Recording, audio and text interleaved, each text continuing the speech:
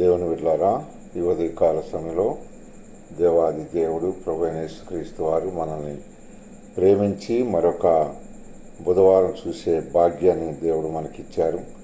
అందును బట్టి మనం దేవునికి ఎంతో వందనాలు తెలియపరచాలని బద్దులై ఉంటాం. ఎందుకంటే కారణం మరి ఈరోజు ఈ బుధవారం చూడని వారు మరి ఎంతోమంది లోకాన్ని విడిచిపెట్టారు. ఏ మంచి లేని మనల్ని, మంచి లేని మనపైన ఎంతో ప్రేమ చూపించాడు. అందుకని చదవండి, కీర్తన గ్రంథం 101 అధ్యాయం 6వ వచనంలో అంటున్నాడు, నా యొద్ద నివసించినట్లు దేశములో నమ్మకస్తులైన వారిని నేను కనిపెట్టుచున్నాను. నిర్దోష మార్గములను నడుచువారు నాకు పరిచారకులు అగుదురు అంటున్నాడు.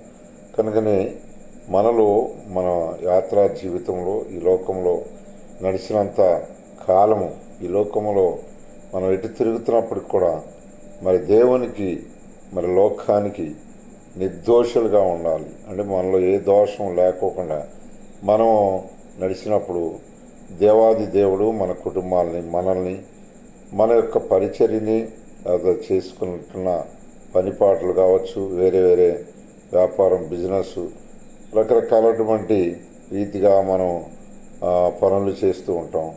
ఆ పనుల్లో కానీ మరన్నిట్లో కూడా దేవుడు నీకు తోడుగా ఉండాలంటే నువ్వు యథార్థంగా ఉండాలి, నిర్దోషిగా ఉండాలి. ఏ దోషము నీలో కనపడకుండా దేవునికి, లోకానికి మరి మాదిరిగా ఉన్నప్పుడు దేవుడు నీ కుటుంబాన్ని హెచ్చించేవాడు ఉంటాడు. దేవుడు నిన్ను నమ్ముతాడు. దేవుడు నీకు అట్టి సహాయం చేయనుగాక.